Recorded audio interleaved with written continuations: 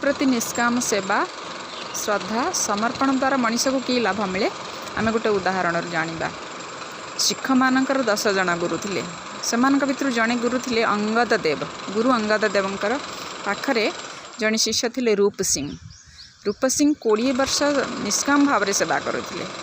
दिने गुरु बड़ खुशी हो गले, संतुष्ट हो गले, बड़ प्रसन्न हो गले और कहले रूप सिंह तू आज जहाँ मागू ते मिल जाव, आज मुझे बहुत प्रसन्न तो पर।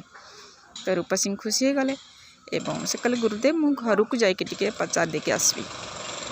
तापर से घर को गले, माँ को पचारे माँ कौन कहवा कह, आज गुरु बड़ा प्रसन्न अच्छा आ सबकि देमी देदेबा चाहूँगी। तो माँ कहले आम पाखे टंका पैसा ना धन ना तू जमी मागिने किसी जमी है आम चाष करवा आमर अभाव रही। स्त्री को पचारे, स्त्री जो पचारे कहले हाँ धन मागिनी तो आम वंश कहीं जमी अभाव रे से छोट झीटे था। छोट झी जे कि गर्भर संस्कारिता था, कारण प्रवचन शुणुले गुरु प्रति समर्पित थे। तो से कहले बापा गुरु को यह सब मगा जाएनि, गुरु को किसी भल जिनस मांगा दरकार, कारण गुरु तो बहुत किसी दे पारती। तो रूप सिंह तो समर्पित थे ही, संस्कारित भी थे। तो से खुशी हो गले कहले अच्छा ठीक अच्छे तू कौन कहूँ कह, अच्छा ठीक तू काली मो संगे जीवु गुरु पाखक तू मागबू मु कि मागि।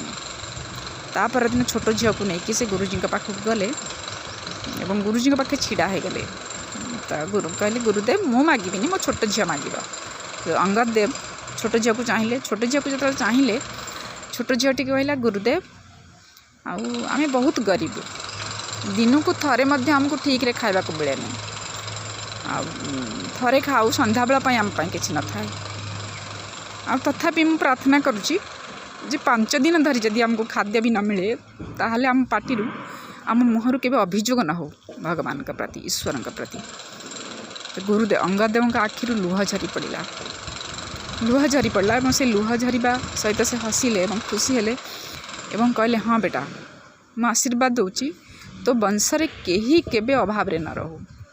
आज आम समस्ते जानिचे शिख माने केबे गरीब न था, कौन शिख गरीब अवस्था आम पाइबानी। तो गुरु अंगद देवंकर आशीर्वाद जे 600 वर्ष तले प्राप्त होता है आज पर्यंत शिख मान तार फल काटुं। तो गुरु प्रति समर्पण भावना हूँ या जार फल आमको बहुत अधिक भाव में मिली थाए।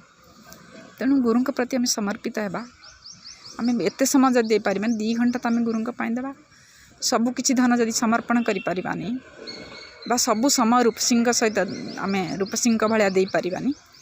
रूप सिंह ये सेवा करुले बोली माने 20 वर्ष धरी गरीब अवस्था थे, बहुत धैर्यर सहित गुरु पाखे सेवा करने को पड़े निष्काम भाव नहीं कि आम एत करें सत कि किसी समय तो आम दे पार। आम गुरुदेव होती महाकाल, तांका निर्देश मानी आम जदि साहित्य को घरे घरे प्रचार प्रसार टिके करदेबा ताले केते बड़ा काम हो समाज रो।